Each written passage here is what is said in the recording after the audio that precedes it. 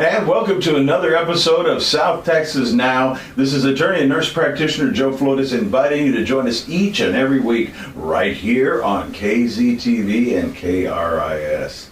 Well, as part of our series, we're going to be bringing on other lawmen, but also of the West, right? The west of the coastal bend. All right, so we're going to be talking with some of the guys that have been out there on the front lines for a long time, and who better to introduce than some of my good friends here, such as the District Attorney Carlos Garcia.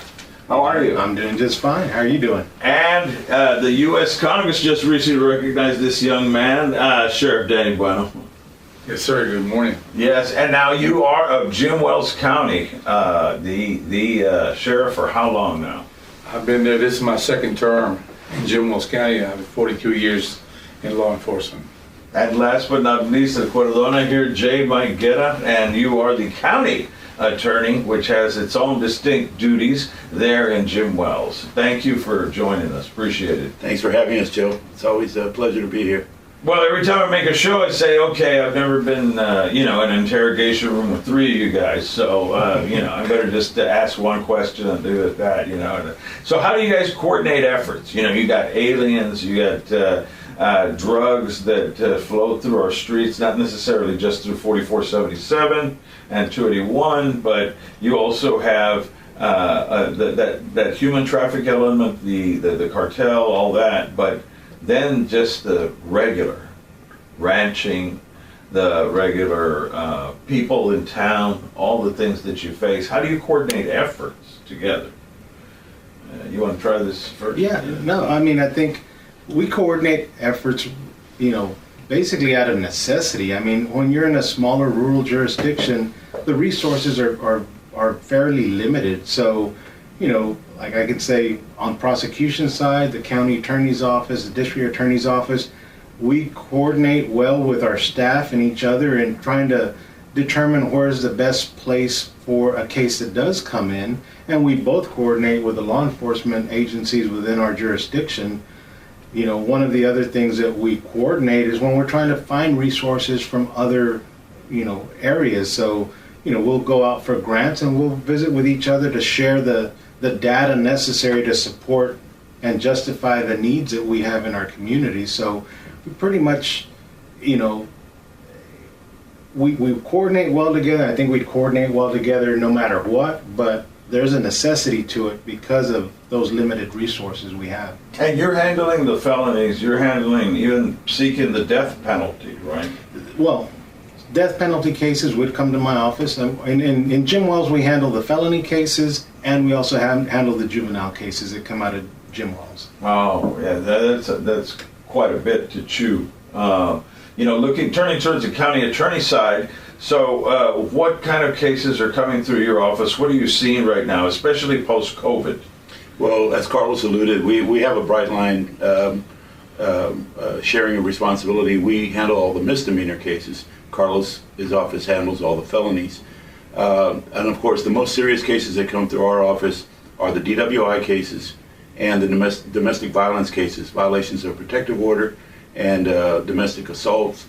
We also handle all the protective orders in Jim Wells County. So those areas are the ones that we put most of our focus on, and those are the ones that keep us the busiest. Of course, we have all your other typical misdemeanor cases, as you do here in Oasis, that keep us busy as well. And as Carlos said, we often have overlapping misdemeanors and felonies out of the same criminal transaction that they'll take what they have and we proceed on ours. And we always work closely with the sheriff, Alice Police Department, and DPS. Those are the three main agencies that refer cases to our office. Well, I'm glad you guys are all here so they can get the whole ball of wax. Now, Sheriff, when you do initiate an arrest, a big bust, drugs are flowing north, guns and money going south again, sooner or later you get them coming and going. Walk us through the typical bust, like something like that, or a bailout of human beings, something you'd have to deal with and coordinate efforts. Well, we have interdiction officers that work 24/7 with the Jim Wells County Sheriff's Office, and of course, some of the cases where we have monies or money laundering going south, or guns, or drugs going up north, we tend to immediately contact the county attorney or the district attorney, depending what we need to do to get some advice, and we have a very good relationship, and that is key to any law enforcement agency within our region, to have that type of relationship. When the cases are prepared, of course, if we need some advice or information or more information, or if they need information on the reports, we're available. And it would just it's very important to have that type of relationship with your county attorney and your district attorney in an effort to have prosecution, in an effort to make a good case against these individuals that are contributing to our communities up north that will destroy lives, and monies that will go down south to enhance their operations. So it's definitely important for us to have that relationship, and it has worked very well. And this goes to all of you all, how close, many people wonder, is the fingerprint of the cartel of Sinaloa, of other organizations, Nueva Generación, all these gang affiliations. How close is it to our borders when we're looking at a buffer of 2.5 hours from McAllen, and Alice is right there, epicenter between Laredo, Corpus, McAllen, San Antonio. How close is this enemy?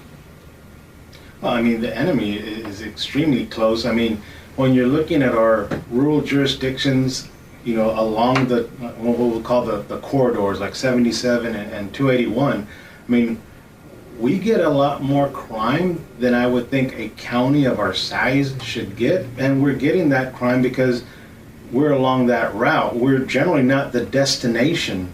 The human trafficking they're not bringing them to Jim Wells or to Alice to, have them there. No, they're taking them further up. Same thing with the drugs.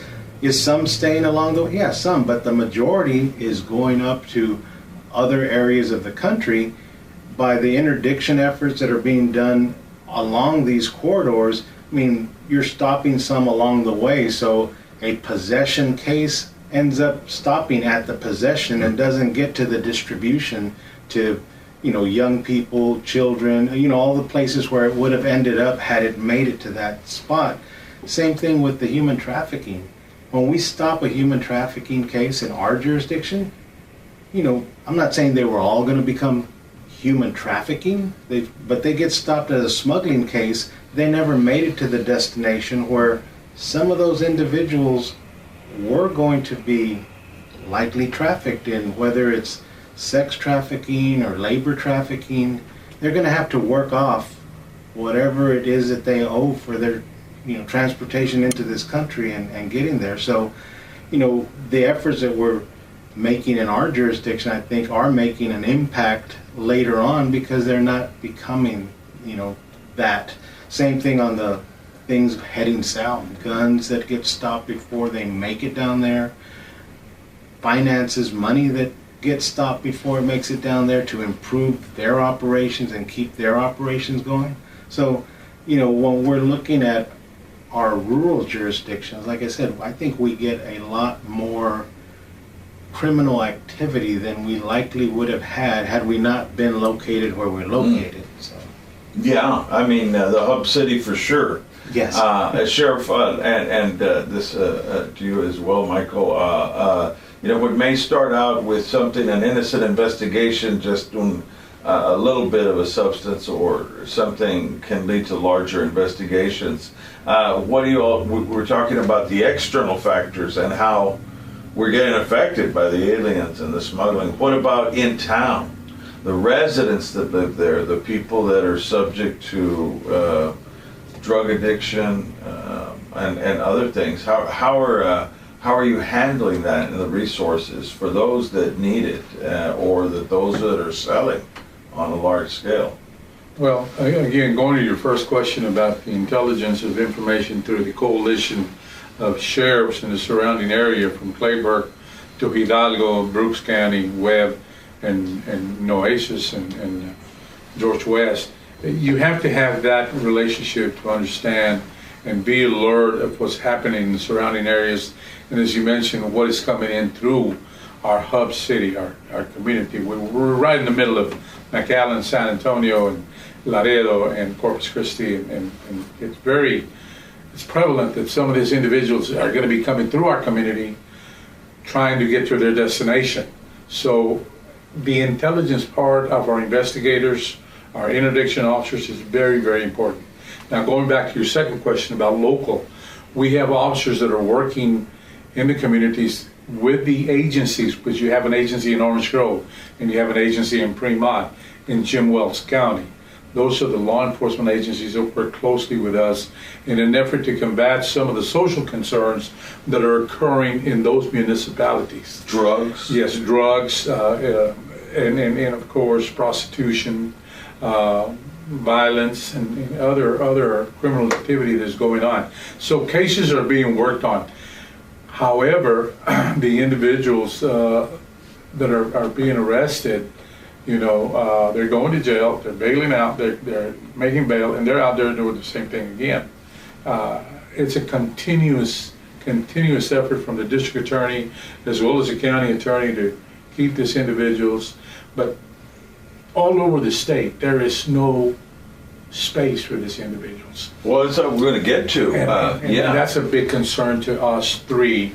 90% of the people that are behind bars in Jim Wells County, or maybe 85 to 90%, have mental issues. And that is a big issue in every law enforcement agency or whoever has a jail, to have to deal with these individuals on a daily basis. And how are you making that decision, J. Mike, as far as the people say, well, misdemeanors, but some of these misdemeanors are life-threatening. Domestic violence, it could involve a weapon, things.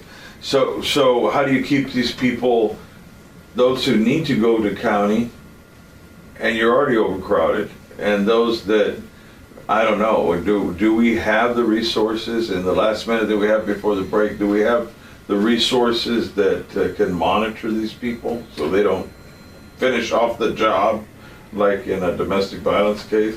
Yeah, we do. And going back to a question that you had asked about what can you do to help the people on drugs? And of course, we distinguish between drug users, small amounts of possession, and drug dealers.